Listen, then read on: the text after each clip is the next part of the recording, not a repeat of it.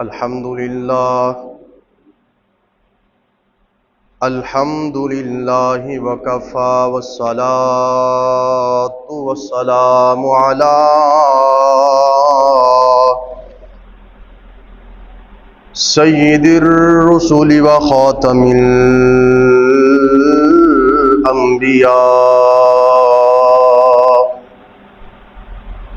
الذي كان نبيا وآدم بين التين والماء أما بعد فقد قال الله تبارك وتعالى في الكلام القديم والفرقان الحميد أعوذ بالله من الشيطان الرجيم بسم الله الرحمن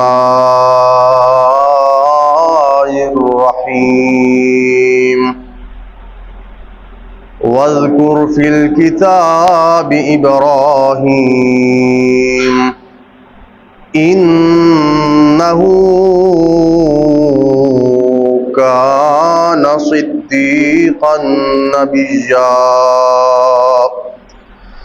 آمنت بالله صدق الله مولانا العظيم وصدق رسوله النبي الكريم الأمين ونحن على ذلك لمن الشاهدين والشاكرين والحمد لله رب العالمين أما بعد فقد قال الله تبارك وتعالى في شان حبيبه مخبرا وآمرا وحاكما وشاهدا وشاكرا إن الله وملائكته يصلون على النبي يا أيها الذين آمنوا صلوا عليه وسلموا تسليما الصلاة والسلام عليك يا سيدي يا رسول الله وعلى آلك وأصحابك يا سيدي يا حبيب الله مل کے پڑھیں الصلاة والسلام عليك يا سيدي يا نعمت الله وعلى آلك وأصحابك يا سيدي يا خاتم النبيين بندائے پروردگارم امت احمد نبی دوست دار چار یارم تابع اولاد علی مذہب حنفیہ دارم ملت حضرت خلیل خاک پائے غوث اعظم زیر سایہ ہر ولی امداد کن از رنج و غم آزاد کن در دین و دنیا شاد کن یا غوث اعظم دستگیر گنج بخش فیض عالم مظہر نور خدا ناقصارا پیر کامل آرا رہنما حمد و ثنا درود و سلام کے بعد تمام حاضرین محبت کو سننے والوں کو دیکھنے والوں کو السلام علیکم ورحمۃ اللہ وبرکاتہ۔ اللہ جل وعلا کا احسان عظیم کہ جس نے ہم سب کو اشرف المخلوقات تخلیق فرمایا، نبی کریم رؤوف الرحیم علیہ تحیت و تسلیم کی امت میں پیدا فرما کر احسان عظیم کے ساتھ سرفراز فرمایا، اولیاء کاملین صحابہ و اہل بیت کی محبت سے ہمارے قلوب و اذہان کو معطر اور منور فرمایا۔ آج کا جمعۃ المبارک اور اس میں میرا موضوع شان جد الانبیاء حضرت ابراہیم خلیل اللہ علی نبینا و علیہ الصلاۃ والسلام۔ اللہ رب العزت نے انبیاء کرام کو بڑا مقام اور مرتبہ عطا فرمایا۔ انبیاء اور رسول دو مقام اور مرتبے اللہ تعالیٰ نے تخلیق فرمائے ہیں۔ نبی صرف نبی ہوتا ہے، اور جو رسول ہے وہ نبی بھی ہوتا ہے، رسول بھی ہوتا ہے۔ اور اللہ جل وعلا نے تقریباً 313 رسول بھیجے، اور ان کے سمیت 1,24,000 کم و بیش انبیاء کرام کو تخلیق فرمایا۔ اور کچھ روایات میں یہ بھی ہے کہ اللہ رب العزت نے 1,30,000 انبیاء کرام کو پیدا فرمایا، کچھ میں ہے کہ اللہ تعالیٰ نے 2,24,000 کم و بیش انبیاء کرام کو تخلیق فرمایا۔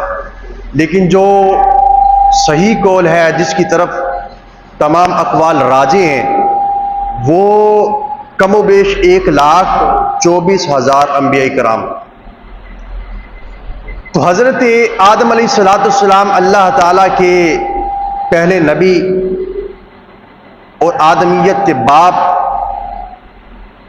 دوسرے جن کو آدم ثانی کہا جاتا ہے وہ حضرت نوح علیہ السلام ہے، اور جو حضرت ابراہیم علیہ السلام ہے یہ انبیاء کرام کے دادا جان ہیں، اس لیے آپ کو جد الانبیاء کہا جاتا ہے۔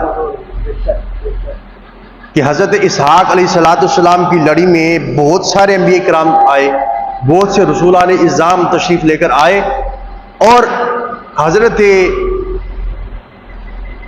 اسماعیل علیہ السلام جو کہ حضرت ابراہیم علیہ السلام کے لخت جگر، کیونکہ حضرت اسحاق علیہ السلام بھی حضرت ابراہیم علیہ السلام کے بیٹے ہیں، لیکن اسحاق علیہ السلام کی لڑی میں بہت سے انبیاء کرام تک آئے، لیکن حضرت اسماعیل علیہ السلام کی لڑی میں یہ ایک قسم کا آزمائش اور امتحان، اور اللہ تعالیٰ نے ایک ہی مرتبہ اپنا کرم کا نزول فرمانا تھا، اسی لیے اللہ رب العزت نے حضرت اسماعیل علیہ السلام کی لڑی میں آقا علیہ السلام کو مبعوث فرمایا۔ اور ہمارا عقیدہ یہ ہے کہ آقا علیہ السلام اول بھی ہیں، آخر بھی ہیں، سب سے پہلے بھی ہیں، سب سے بعد بھی ہیں، بعثت میں اور نبوت میں بھی سب سے پہلے ہیں، اور دنیا میں آنے کے اعتبار سے تمام انبیاء کرام کے بعد تشریف لے کر آئے۔ آج کا ہمارا موضوع جد الانبیاء حضرت ابراہیم علیہ السلام کے حوالے سے ہے کہ اللہ رب العزت نے ارشاد فرمایا وَاذْكُرْ فِي الْكِتَابِ إِبْرَاهِيمَ إِنَّهُ كَانَ صِدِّيقًا نَبِيًّا، کہ قرآن مجید فرقان حمید میں ابراہیم علیہ السلام کا ذکر ان نفیس لوگوں کو فرمائیں۔ اے حبیب صلی اللہ علیہ وسلم، ابراہیم علیہ السلام کا ذکر قرآن میں نفیس لوگوں کو فرمائیں، کس لیے؟ انہو کان صدیقا نبیّا، کہ بے شک وہ سچے نبی تھے۔ ایک تو نبوت ان کو ملی، دوسری صداقت بھی ان کو ملی، اور پھر فرمائے گا کہ یہ مرتبہ خلت پر فائز ہیں، خلیل ہیں، اللہ تعالیٰ کے دوست ہیں۔ اور جو بندہ جس قدر کسی کا دوست ہو، جس قدر اس کی قرابت اور اس کی نزدیکی زیادہ ہو کسی سے، اسی طرح اس بندے کا امتحان اور آزمائش بھی اسی طرح زیادہ ہوتا ہے۔ تو اللہ رب العزت نے حضرت ابراہیم علیہ السلام کو کہیں پر آگ میں بھیج کر آزمائش آپ کی فرمائی، کہیں آپ کو ملک بدر کروا کر آپ کی آزمائش فرمائی، کہیں اپنے بچوں کو کسی اور مقام پر اور اپنی بیوی کو اور مقام پر بھیج کر ان کی آزمائش کی، اور کہیں بیٹے کی قربانی مانگ کر آپ کی آزمائش لی گئی، آپ کا امتحان لیا گیا۔ تو پھر اللہ رب العزت نے ارشاد فرمایا ہم نے ان کی آزمائش لی، امتحان لیا، لہٰذا ہم نے ان کو اس آزمائش پر پورا پایا۔ تو یہ اللہ تعالیٰ کا قرب حاصل کرنے کے لیے اس بندے پر آزمائش اور امتحانات بھی زیادہ آتے ہیں۔ ہم اکثر دیکھتے ہیں نا کہ یار یہ بھی آزمائش آ گئی، یہ بھی امتحان آ گیا، یہ بھی فلاں ہمارے ساتھ کام ہو گیا۔ یہ اللہ تعالیٰ کے قریب ہونے کا ایک ذریعہ ہوتا ہے۔ وَاذْكُرْ فِي الْكِتَابِ إِبْرَاهِيمَ إِنَّهُ كَانَ صِدِّيقًا نَبِيًّا، اللہ تعالیٰ نے 4 ایسے اشخاص پیدا فرمائے جن کی حکومت ساری دنیا پر رہی، پوری دنیا پر ان کی حکومت رہی۔ ایک فرعون، دوسرا بخت نصر، تیسرے حضرت ذوالقرنین علیہ السلام، اور چوتھے حضرت سلیمان علیہ نبینا علیہ السلام۔ یہ 4 اشخاص ایسے ہیں کہ جن کی ایک ملک پر نہیں، ایک گاؤں میں نہیں، ایک شہر پہ نہیں، 10 شہروں پر یا 10 ملکوں پر نہیں، بلکہ پوری دنیا پر حکومت رہی ہے، چاہے وہ خشکی ہو چاہے وہ تری ہو، ہر جگہ پر ان کی حکومت رہی۔ تو فرعون اور بخت نصر یہ دو لوگ ایسے تھے جو کہ کافر تھے، جنہوں نے اپنی خدائی کا دعویٰ کیا، اور فرعون ان میں سے سب سے جابر تھا، سب سے زیادہ ظالم تھا، کہ جس نے پوری دنیا کے لوگوں کو کہا چاہے جبرن ہو، جیسے مرضی ہو، مجھے سجدہ کرنا، میں تمہارا الہ ہوں، میں تمہارا معبود واحد ہوں۔ لیکن ہمارے نزدیک وہ معبود باطلہ میں سے تھا۔ تو فرعون نے یہ سپاہی ان پر تعینات کیے اور کہا کہ جو لوگ مجھے سجدہ نہیں کریں گے ان کو آگ میں جلا دیا جائے، ان کو یا قتل کر دیا جائے یا آگ میں جلا دیا جائے۔ یہاں پر یاد رکھیں کہ آگ میں جلانا ایک ایسا عذاب ہے جو کوئی نہیں دے سکتا، یہ صرف اللہ رب العزت کے قبضہ قدرت میں ہے، یہ صرف اللہ کی قبضہ قدرت میں ہے۔ تو اس دور میں اللہ رب العزت نے حضرت ابراہیم علیہ نبینا علیہ الصلوۃ والسلام کو مبعوث فرمایا۔ ایک وقت ایسا آیا کہ فرعون اپنے محل میں سویا پڑا تھا، غفلت کی نیند میں سویا پڑا تھا، جس کے بارے میں علامہ اقبال رحمۃ اللہ تعالی علیہ فرماتے خواب غفلت میں ڈوبے ہوئے مومنوں، عیش و عشرت کمانے سے کیا فائدہ، آنکھ کھول لو اٹھو یاد رب کو کرو، عمر یوں ہی گزارنے سے کیا فائدہ، عمر یوں ہی بتانے سے کیا فائدہ۔ جی تو یہ ایسا وقت ہوتا ہے، نیند جس وقت بندے پر غالب آ جاتی ہے تو ایسا وقت ہوتا ہے کہ یہ نزاع کا دوسرا نام ہے، یہ قضاء کا دوسرا نام ہے، موت کا دوسرا نام ہے۔ تو لہذا ہر وقت غافل نہیں رہنا چاہیے۔ اس لیے سلطان العارفین رحمۃ اللہ تعالی علیہ بھی فرماتے جو دم غافل سو دم کافر، سینو اے ہوئی پیر پڑھایا ہوں۔ تو کوئی وقت ایسا نہیں گزرنا چاہیے جو اللہ تعالیٰ کی یاد سے غافل بندہ ہو جائے۔ یہ فرمایا گیا کہ ہاتھ کا ہارول تے دل یارول ہونا چاہیے۔ اگر آپ کاروبار بھی کر رہے ہو تب بھی آپ کا دل اللہ تعالیٰ کے ذکر میں مگن رہنا چاہیے۔ تو ابراہیم علیہ السلام کے بارے میں فرعون کو خواب آیا کہ ایک جگہ پر ایک ایسا ستارہ نمودار ہوا کہ جو سورج اور چاند سے بھی زیادہ روشنی والا ہے، اور آہستہ آہستہ اس کی روشنی اس قدر تیز ہو گئی کہ وہ سارے عالمین پر چھا گئی۔ وہ اس وقت اٹھا، ہر وقت اس کے پاس نجومی رہتے تھے، اس نے نجومیوں سے پوچھا کہ مجھے یہ خواب آیا ہے تو اس کی تعبیر کیا ہوگی؟ تو انہوں نے ستاروں کی مدد سے، دوسری چالوں کی مدد سے بیان کیا کہ اے فرعون، تیری حکومت میں ایک ایسا شخص، ایسا بچہ پیدا ہونے والا ہے کہ جو تیری حکومت کو کھا جائے گا۔ تو جو ربوبیت کا دعویٰ کر رہا ہے، تیری ربوبیت کو وہ اس نے اپنے پاؤں کے نیچے رون دینا ہے۔ اس شرک اور بت پرستی اور نمرود اور فرعون پرستی کو اس نے اپنے پاؤں کے نیچے رون دینا ہے۔ تو فرعون ہکا بکا رہ گیا۔ تو اس نے کہا اس کا حل کیا ہونا چاہیے؟ کسی نے کیا مشورہ دیا، کسی نے کیا مشورہ دیا، کرتے کرتے اس نے خود ہی ایک بات سامنے رکھی کہ آج کے بعد جو بھی بچہ پیدا ہوگا اس کو قتل کر دیا جائے۔ اگر بیٹی پیدا ہو، لڑکی پیدا ہو تو اس کو زندہ رکھا جائے، اگر لڑکا پیدا ہو تو اس کو قتل کر دیا جائے، جو عورتیں حاملہ ہیں ان کا حمل بھی گرا دیا جائے، اور آج کے بعد کوئی شخص اپنی بیوی کے قریب نہ جائے۔ تو نمرودیوں نے کہا کہ تو جو مرضی جتن کر لے، وہ پیدا ہوگا اور اس طرح پیدا ہوگا کہ اس کا پیدا کرنے والا اس کی مدد پر ہوگا، اس کا پیدا کرنے والا اس کی مدد پر ہوگا۔ تو وقت آیا کہ فرعون کے چمچوں نے اور اس کے کرچھوں نے اس کو کہا کہ آج وہ رات ہے کہ جب وہ نور، وہ بچہ اپنے باپ کی صلب اطہر سے اپنے ماں کے شکم اطہر میں آ جائے گا۔ وقت آیا، ابراہیم علیہ السلام اپنے والد محترم حضرت طارق رضی اللہ تعالی عنہ علیہ السلام کی صلب اطہر سے اپنی ماں کے شکم اطہر میں آ گئے۔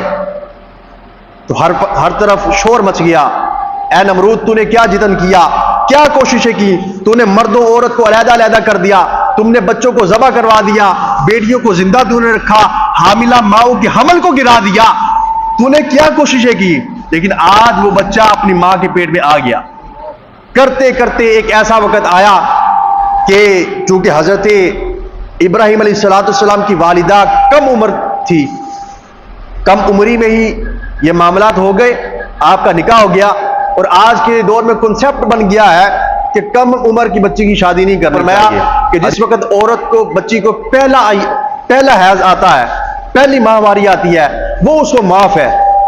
اگر اس کے بعد دوسری ماہواری آنے سے پہلے اس کے والدین اس کا نکاح نہ کرے تو ایک قتل کا گناہ اس پر ہوگا۔ ٹھیک ہے، آج کل کے دور کی نزاکت بھی ہے کہ 18 عمر کی بچی یا بچے کی شادی کرنی چاہیے، لیکن وہ وقت بھی دیکھنا چاہیے کہ بچہ یا بچی گناہ میں تو نہیں جا رہے، زنا تو نہیں کر رہے، یا بے حیائی کی طرف تو نہیں جا رہے۔ نبی کریم صلی اللہ علیہ وسلم نے ارشاد فرمایا الحیاء لا یأتی الا بخیر، حیا جب بھی آتی ہے اپنے ساتھ بھلائی لے کر آتی ہے۔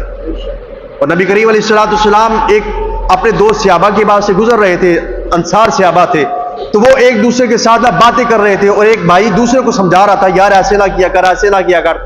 تو نبی کریم علیہ السلام نے ارشاد فرمایا میرے صحابہ کیا بات ہے؟ عرض کرتے یا رسول اللہ صلی اللہ علیہ وسلم میں اس کو حیا کے بارے میں تلقین کر رہا ہوں۔ تو آقا علیہ السلام نے ارشاد فرمایا دعہ ان الحیاء من الایمان، اس کو چھوڑ دے، حیا تو ایمان کا حصہ ہے۔ جو بندہ حیا کرتا ہے اس کے اندر ایمان ہے، جس کے اندر ایمان ہے اس کے اندر حیا ہے۔ تو آپ ظاہر نہیں ہو رہی تھی کہ حاملہ، کم عمر کی تھی، کسی نے شک بھی نہیں کیا کہ آپ حاملہ، نکاح تو ہوا تھا آپ کا۔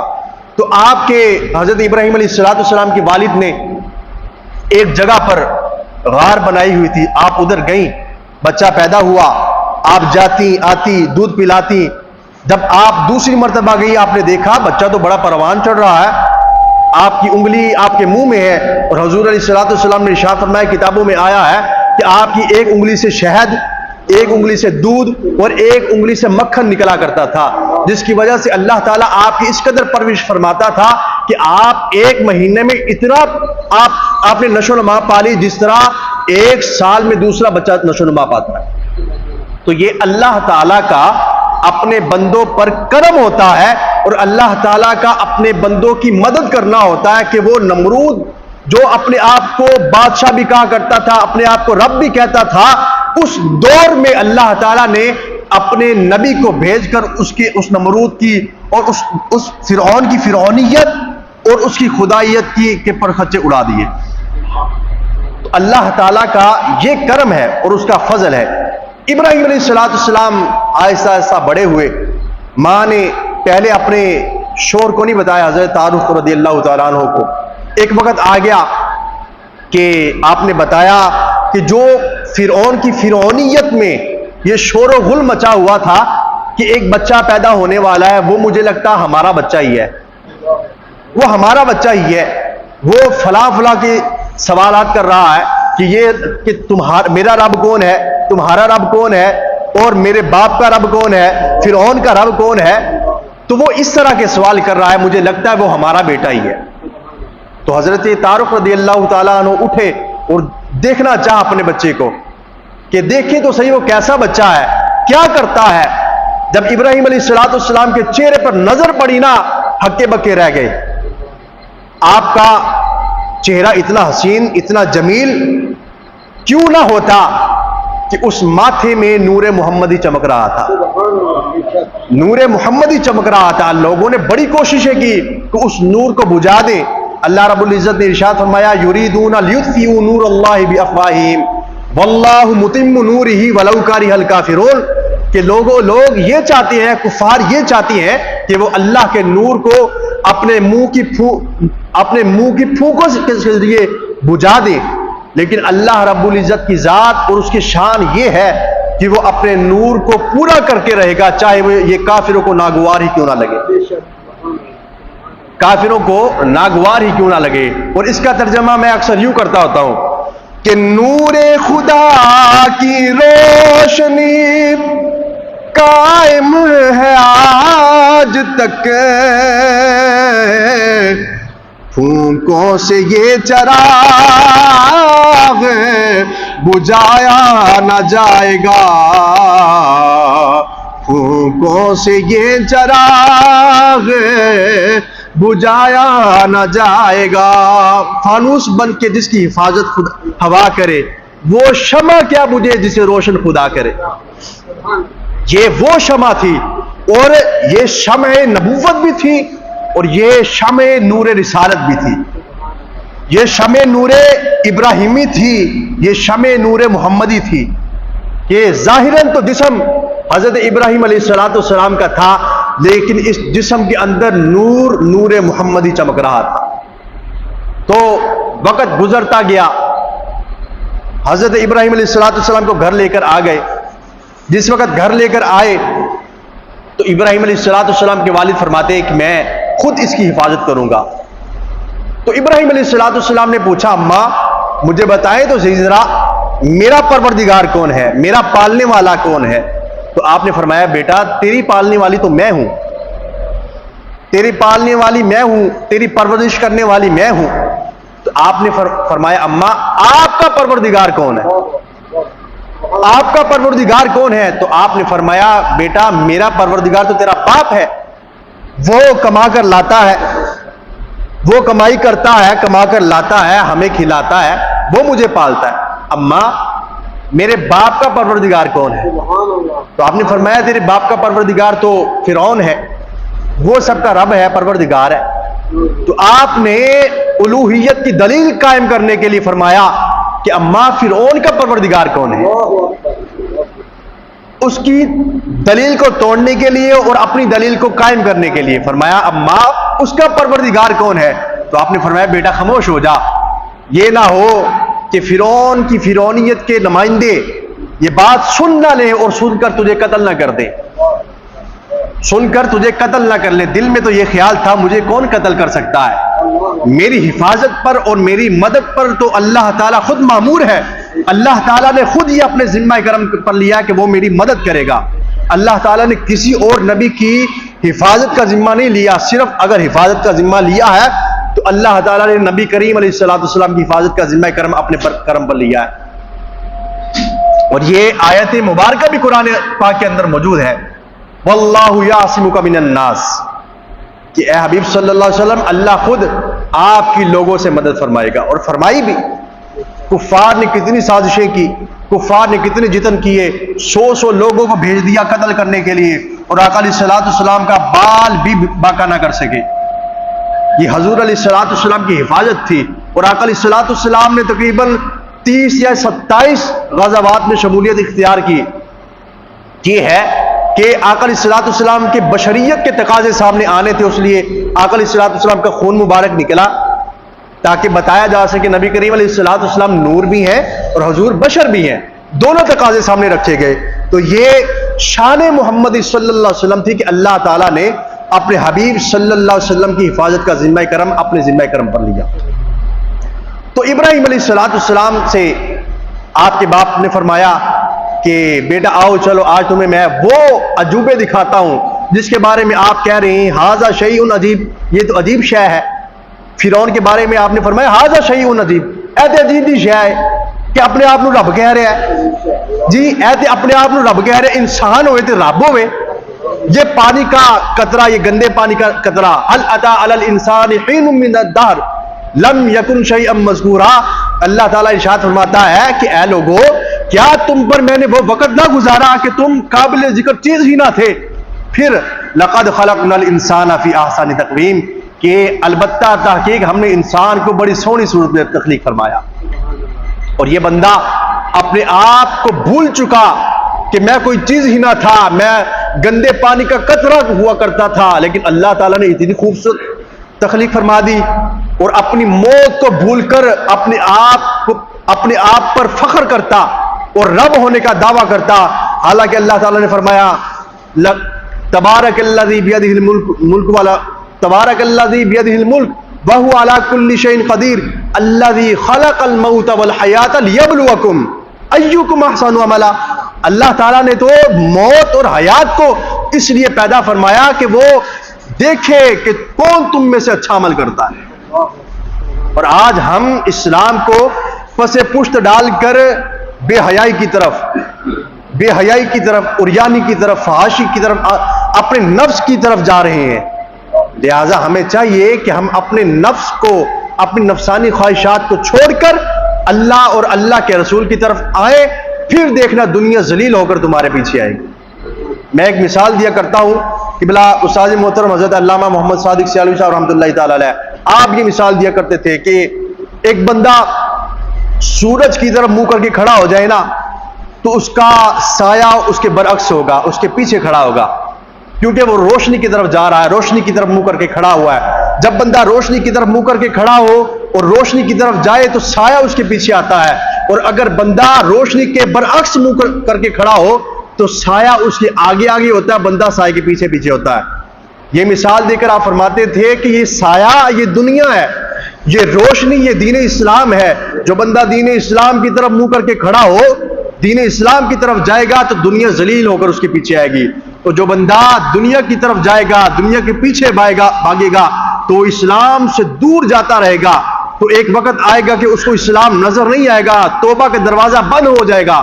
جس وقت توبہ کا دروازہ بند ہوگا، بندہ پھر کہے گا یا اللہ مجھے معاف کر دے، معاف کر دے، تو اللہ تعالیٰ فرمائے گا اب تو توبہ کا دروازہ بند ہو گیا، اب معافی کی کوئی گنجائش نہیں ہے، اب کوئی گنجائش نہیں معافی کی۔ اب اگر سامنے آنا ہے تو تمہارے اعمال نے سامنے آنا ہے۔